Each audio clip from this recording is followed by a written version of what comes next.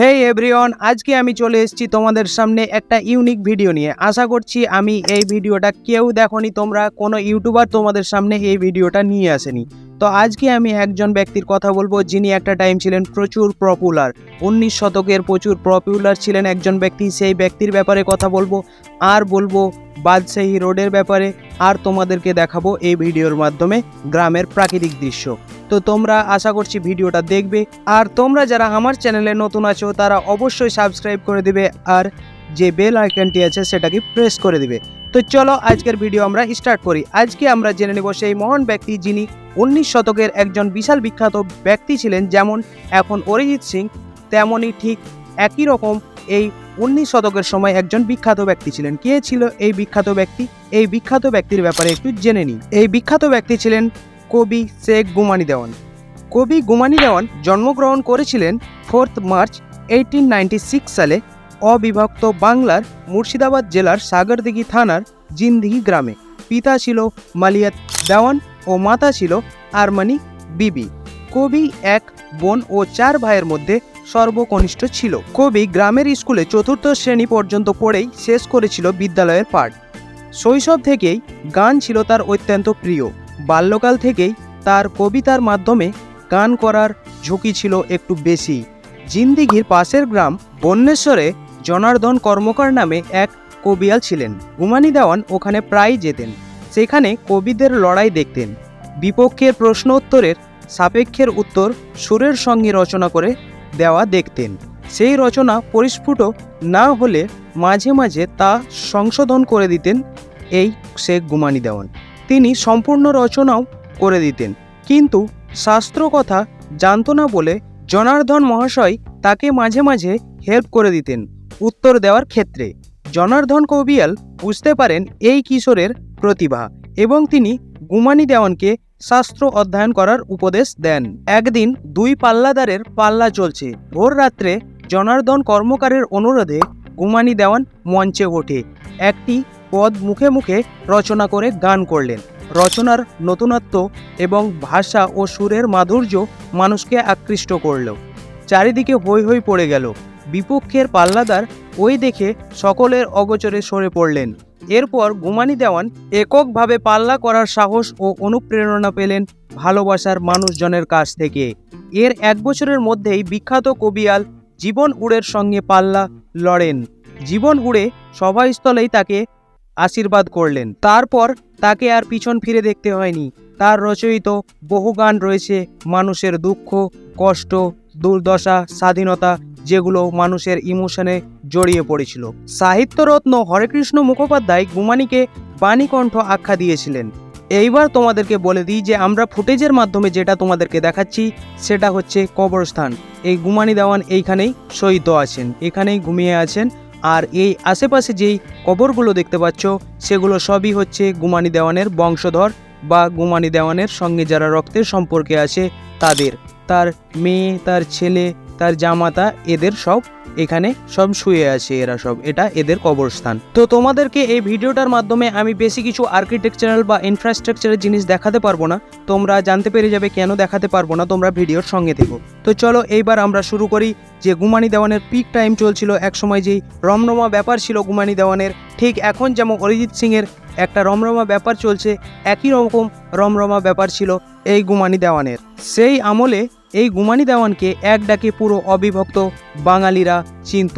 সেই সময় তিনি অবিভক্ত বাংলার এমন কোনো গ্রাম নেই যেখানে তিনি যাননি, এমন কোনো পালা নেই যা নিয়ে গান ধরেননি। গান গাইতে গাইতে অনেক সময় অনেক রকম অশান্তির মুখেও পড়েছিলেন তিনি। জাতিতে মুসলিম হয়েও কেন তিনি হিন্দুদের বড় করে পালা গাইবেন, এই নিয়ে অনেক তর্ক বিতর্ক, অনেক অশান্তি হয়েছিল সেই সময়। তো যাই হোক, অনেক কিছুই আছে এই গুমানি দেওয়ানের ব্যাপারে, আমরা আরও একটু জানবো, তারপরে আমরা অন্য টপিকে যাব। তো চলো।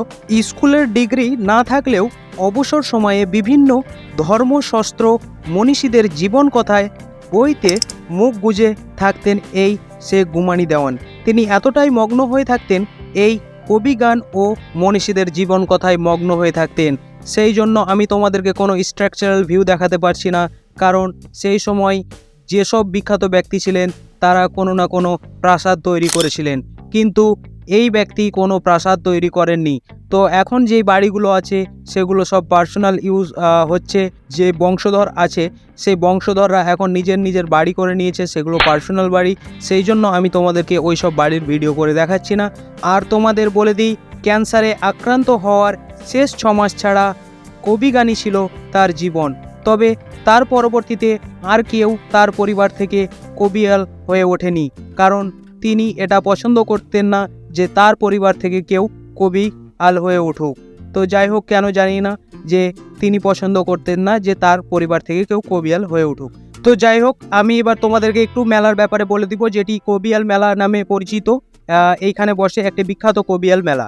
এটি স্টার্ট হয়েছিল 1999 সালে। শুরু হওয়ার 4 দিন ব্যাপী অনুষ্ঠানটি প্রাথমিকভাবে পশ্চিমবঙ্গ সরকারের তথ্য ও সংস্কৃতি বিষয়ক বিভাগ এবং মুর্শিদাবাদ জেলা প্রশাসন দ্বারা স্পন্সর করা হয়ে থাকে।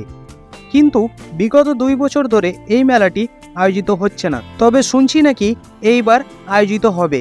এই মেলাটি স্টার্ট হয় 21শে ফাল্গুন, গুমানি দেওয়ানের জন্মদিবসে। এই মেলাতে রাজ্যের বিভিন্ন প্রান্ত থেকে শত শত কবিয়াল অংশগ্রহণের জন্য এই মেলা বিখ্যাত। এছাড়াও বিভিন্ন সাংস্কৃতিক অনুষ্ঠানও হয়ে থাকে। এইবার যদি মেলাটি আয়োজিত হয়ে থাকে তবে আমি অবশ্যই তোমাদেরকে অগ্রিম জানিয়ে দেব। এই মেলাটি তোমরা যেই মাঠটি দেখতে পাচ্ছ, আমি তোমাদেরকে মাঠটি দেখাচ্ছি, সেই মাঠটাতেই আয়োজিত হয়ে থাকে। মেলা স্টার্ট হওয়ার আজ প্রায় 25 বছর হতে চলল। কবিয়াল গুমানি দেওয়ান স্মরণে বাম জামানায় শুরু হয়েছিল এই মেলা। রাজ্য কবিয়াল মেলা শুরুর পিছনে লক্ষ্য ছিল এই গ্রামেই একটি পূর্বাঞ্চলীয় লোক সংস্কৃতি চর্চা কেন্দ্র স্থাপন করা। 2006 সালে চর্চা কেন্দ্র করতে গুমানি দেওয়ান পরিবার দান করে 25 শতক জমি। এই জমির উপরে ঘটা করে শিলান্যাসও করা হয়, কিন্তু ওই শিলাফলকের চত্বরে এখন গ্রামের গোচরণ ভূমি ছাড়া কিচ্ছু না। না বাম সরকার না বর্তমান সরকার কোনো আমলেই গুরুত্ব পায়নি চর্চা কেন্দ্র স্থাপনের বিষয়টি। তো তোমাদেরকে আগে যেমনটা বলেছি যে এই মেলাটি এবার যদি বসে তাহলে অবশ্যই আমি তোমাদেরকে অগ্রিম জানিয়ে দেব। আর আমি এই মেলাতে প্রেজেন্টে থাকবো। আমি ছোট থেকেই এই মেলাটা দেখে এসেছি, আমি অনেকবার গেছি এই মেলাতে। আর তোমাদেরকে যে রাস্তাটা দেখাচ্ছি এই রাস্তাটা হচ্ছে বাদশাহী রোড, যেটা তোমাদেরকে আমি প্রথমেই বলেছি ভিডিওর স্টার্টিংয়ে যে তোমাদেরকে বাদশাহী রোডের ব্যাপারে বলবো।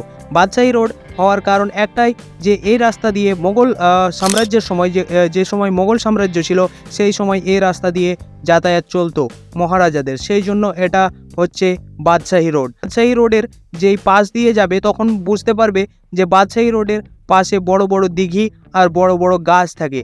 যদিও গাছগুলো প্রায় বিলুপ্ত হয়ে গেছে, এখন সেই বড় গাছগুলো দেখা যায় না, তবুও এখন এই বড় বড় দিঘিগুলো দেখতে পাবে। কারণ এই রাস্তা দিয়ে যাওয়ার সময় যে প্রজা বা সৈন্য ছিল তাদেরকে অনেক তৃষ্ণা হাত থেকে রক্ষা করত। আর যে বড় বড় গাছগুলো ছিল সেই সৈন্যদেরকে ওখানে আশ্রয়ের জন্য, ছায়ার আশ্রয়ের জন্য তারা বসে ওখানে সময় কাটাতো, বিশ্রাম নিত। তো এই জন্য এই রাস্তাটিকে বাদশাহী রোড বলা হয়, কারণ এই রাস্তাটি দিয়ে মোগল সাম্রাজ্যের যেই রাজা বা বড় বড় উচ্চপদস্থ কর্মকর্তা ছিল সেই সময়কার বা সেই আমলের, তারা এই রাস্তা দিয়ে যাতায়াত করত, সেই জন্য এটাকে বাদশাহী রোড বলা হচ্ছে। আর তোমাদেরকে বলে দিই যে তোমরা ওই জায়গাটি এখন ঘুরতে যেও না, তোমরা অবশ্যই মেলার সময় ঘুরতে যেও। এখন ঘুরতে গেলে সেরকম কিছু তোমাদের ওখানে দেখার নেই। তোমাদেরকে আমি যেগুলো দেখাচ্ছি সেগুলোই, আর 5টা গ্রামের মতো এই গ্রামটাও একই রকম। তোমরা ওখানে এখন বেকার ঘুরে এসো না, তোমরা অবশ্যই যাবে। কখন বলো তো? ওই মেলার সময়। আমি অবশ্যই তোমাদেরকে জানাবো। আশা করছি তোমাদেরকে ভিডিওটা ভালো লাগলো। যদি ভিডিওটা ভালো লেগে থাকে তাহলে অবশ্যই তোমরা লাইক করে দাও, শেয়ার করে দাও, কমেন্ট করে দাও অ্যান্ড সাবস্ক্রাইব। তো স্টার্টিংয়েই বলেছি, তো আবার বলে দিচ্ছি, অবশ্যই তোমরা চ্যানেলটিকে সাবস্ক্রাইব করে নাও, যাতে এরকম তোমরা ইউনিক ভিডিও মিস না করো। তো চলো টাটা বন্ধুরা, আবার দেখা হবে নেক্সট ভিডিওতে। টাটা, বাই বাই, আল্লাহ হাফেজ।